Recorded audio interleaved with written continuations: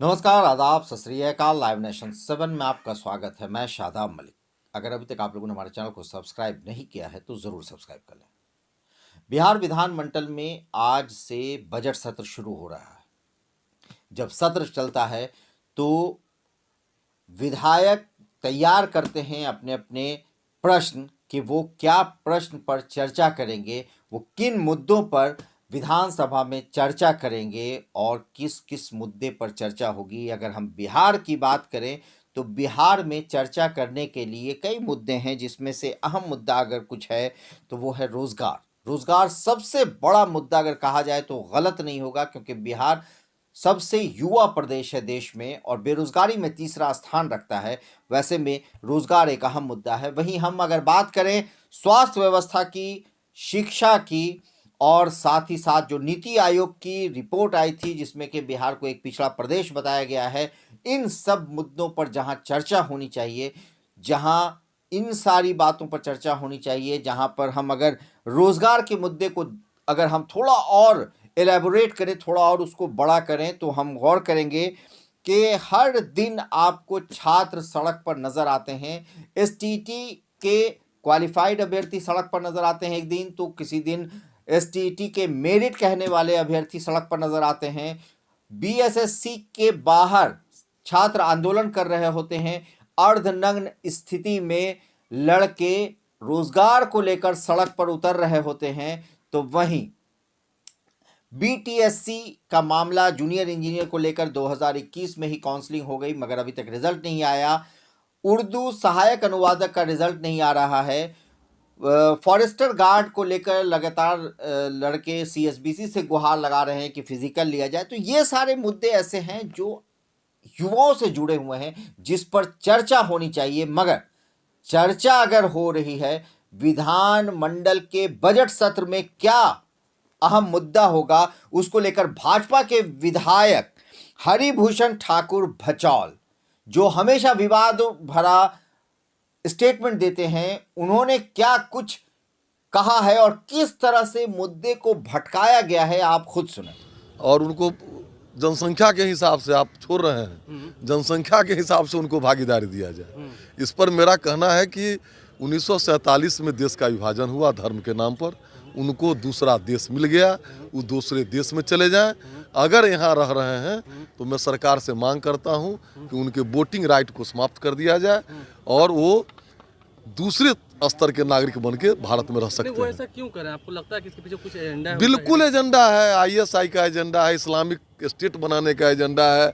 जहां रह जाएंगे, अफगानिस्तान में क्या कर रहे हैं, अफगानिस्तान को देखिए, पाकिस्तान को देखिए, ये मानवता के दुश्मन है। लेकिन आप कहें कि हाँ वोटिंग राइट आप छीन लेंगे। निश्चित वोटिंग राइट जरूर छीन लिया जाए। आपको लगता है कि अब वो अल्पसंख्यक है? जी नहीं, वो अल्पसंख्यक है, ये नहीं है। और अल्पसंख्यक शब्द भारत के संविधान के साथ भी मजाक है। अच्छा, क्योंकि उसके प्रस्तावना में लिखा हुआ है कि हम भारत के लोग, फिर अल्पसंख्यक कौन, बहुसंख्यक को। अच्छा, विधानसभा का सत्र भी चलेगा, फिर से वो राष्ट्रगीत का विद्रोह करेंगे, कहें कि राष्ट्रगीत ना गाया जाए। इस पर निश्चित रूप से जो नहीं गाएंगे, और ये विधानसभा के अध्यक्ष का निर्णय होता है, और विधानसभा के अध्यक्ष का निर्णय अगर कोई नहीं पालन करता है तो माननीय विधानसभा अध्यक्ष जी उनके सदस्यता को रद्द कर दें। इस देश में रहकर आप राष्ट्रगीत ना गाने को कैसे देख रहे हैं? आपको लगता है बिल्कुल अपमान है। और राष्ट्रगीत में क्या है, जल की वंदना है, भूमि की वंदना है, वृक्ष की वंदना है, पुष्प की वंदना है। अगर ये नहीं करेंगे तो फिर पानी नहीं पिए। वो कह रहे हैं राष्ट्रगान से नहीं, राष्ट्रगीत से। राष्ट्रगीत से उनको उन लोगों का एजेंडा है, वो लोग अपने एजेंडा पर काम करते हैं। अपना एजेंडा ला रहे हैं। कौन? हमारा देश है तो हम अपना एजेंडा नहीं चलावेंगे। ये देश हमारा है, उनको तो देश दे दिया गया है। क्या एजेंडा है उनका? क्या उनका क्या उनका एजेंडा है? जो संपूर्ण विश्व को इस्लामिक स्टेट बनाना है, उनका एजेंडा है।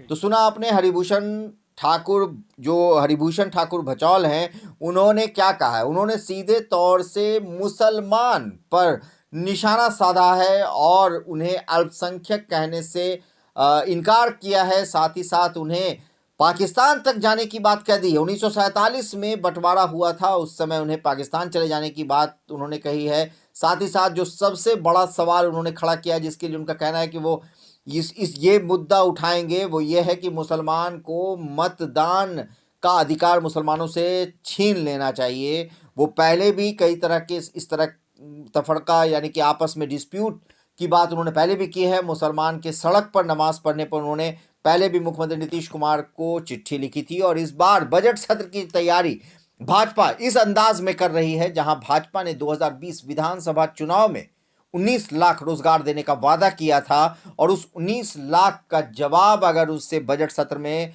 कोई विधायक मांगेगा, कोई विपक्ष का नेता मांगेगा, तो उसका शायद जवाब ये लोग इस तरह से भटकाने के लिए क्या माहौल तैयार किया जा रहा है हमने आपको सुनाया। हम आपको ये भी बताते हैं कि जो हालात हैं बिहार में, जो चर्चा होने का मुद्दा है वो है रोजगार, जो चर्चा होने का मुद्दा है वो है स्वास्थ्य, जो चर्चा होने का मुद्दा है वो है शिक्षा, और जो चर्चा होने का मुद्दा है वो है बिहार की गरीबी।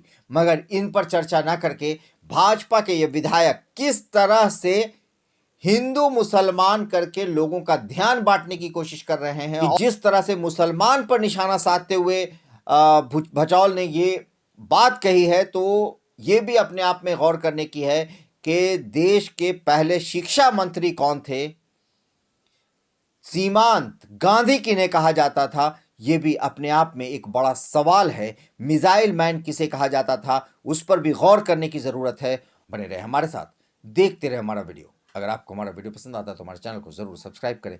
फेसबुक के जरिए देख रहे हैं तो पेज लाइक करें, साथ ही ट्विटर हैंडल पर हमें फॉलो ज़रूर करें। धन्यवाद।